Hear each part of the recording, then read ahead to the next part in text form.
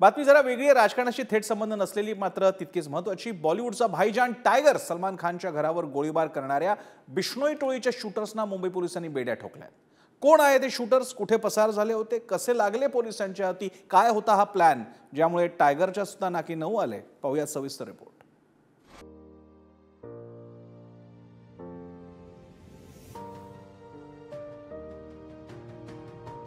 मुख्यमंत्री एकनाथ शिंदेंनी सुपरस्टार सलमान खानची आणि कुटुंबियांची भेट घेतली।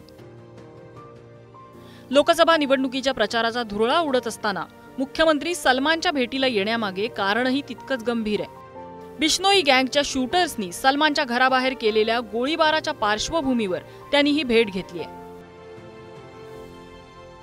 त्या प्रकरणात मुंबई पोलिसांनी दोघांना बेड्या ठोकल्यात। अरेस्ट केलेला आहे। काल भुजमधून एक विकी गुप्ता आणि सागर पाल या दोघांना अरेस्ट केले भुजमधून। ते बिहारचे राहणारे आहेत, पोलीस चंपारण मधले, आणि पोलिसांनी 25 तारखेपर्यंत पोलीस कस्टडी घेतलेली आहे। त्यांना इंट्रोगेट करतायत, त्याच्यातून पूर्ण चौकशीतून सर्व सत्य बाहेर येईल आणि पूर्ण चौकशी अगदी मुळापर्यंत याची चौकशी केली जाईल। सलमान खानच्या नातेवाईकांना सलमानला पोलीस सुरक्षा वाढवण्याच्या सूचना पोलीस आयुक्तांना मी दिलेल्या आहेत। त्याप्रमाणे कुठल्याही परिस्थितीमध्ये सलमान खानला मी भेटलो, त्याला सांगितलं, दिलासा दिला। सरकार सलमानच्या पाठीशी उभा आहे, परिवाराच्या पाठीशी उभा आहे। सरकारची जबाबदारी आहे त्यांच्या सुरक्षेची, आणि पुन्हा या ठिकाणी अशा प्रकारचं धाडस कुणी करू नये याची सर्व काळजी सरकार घेईल।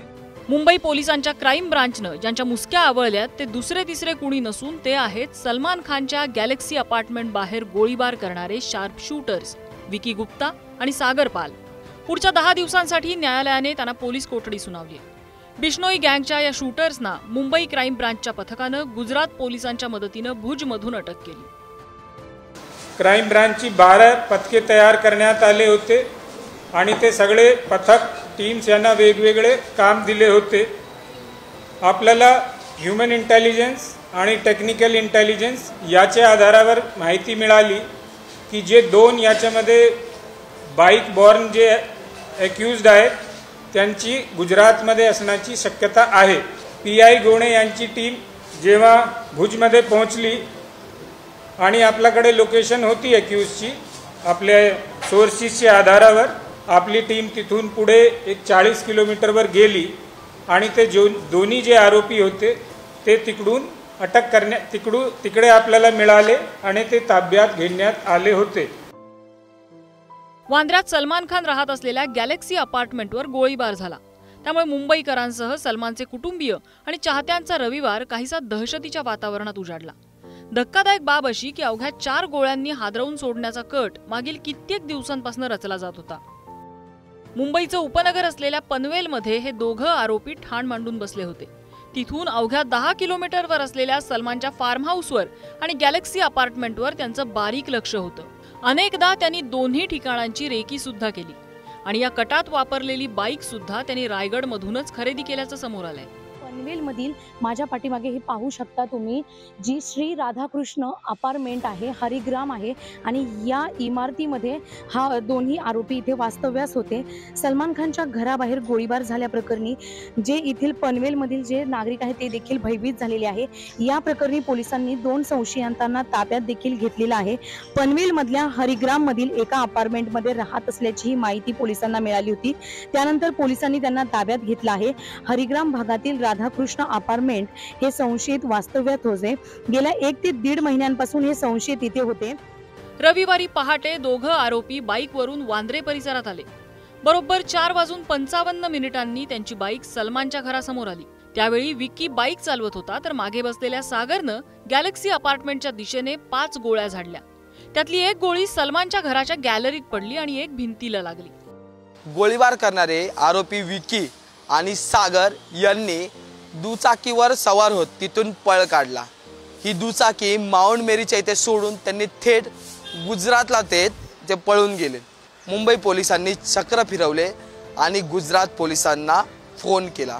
या फोन मागचं कारण म्हणजे की आरोपींकडे पिस्तूल होती। मुंबई पोलिसांची 2 पथकं जी आहे ती त्या ठिकाणी गेली होती, पण शस्त्र आरोपींकडे असल्यामुळे गुजरात पोलिसांची मदत जी आहे ती घेण्यात आली। ज्या वेळेस आरोपींना पकडण्यात आलं त्यावेळेस आरोपींकडून कोणतीही पिस्तूल मिळाली नाही। त्यामुळे पुन्हा एकदा प्रश्न निर्माण होतो की ही ज्या पिस्तूलमधून गोळीबार झाला ती पिस्तूल आरोपींकडे आली कुठून आणि ती फेकून कुठे दिली, हा प्रश्न जो आहे तो अजूनही उपस्थितच आहे। विकी आणि सागर हे दोघंही बिहारच्या बेतिया गावचे रहिवासी आहेत। होळीचा सण साजरा करून दोघं रोजगारासाठी मुंबईकडे रवाना झाल्याचं त्यांच्या पालकांचं म्हणणं आहे। दुसरीकडे दिल्ली, पंजाब, हरियाणा, राजस्थान, गुजरातमध्ये दहशत माजवणाऱ्या बिश्नोई गँगचं बिहार कनेक्शन त्यामुळे समोर आलंय आणि खळबळ माजली आहे।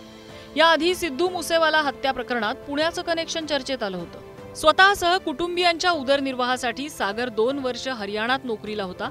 त्या काळात तो बिश्नोई गँगमध्ये सहभागी झाल्याचं बोललं जातंय। गॅलेक्सी अपार्टमेंटसह आसपासच्या सीसीटीव्हीतून मिळालेल्या फुटेजवरून आणि लॉरेन्स बिश्नोईचा भाऊ अनमोल बिश्नोईच्या पोस्टवरून संशयाची सुई विशाल उर्फ कालू या गुंडाकडे वळली। त्यामुळे सागर आणि विकीच्या अटकेनंतर संभ्रम आणि आश्चर्याची प्रतिक्रिया उमटताना दिसतीये। तो ऐसा किसी तरह का कोई किसी लैक ऑफ कोऑर्डिनेशन नहीं है।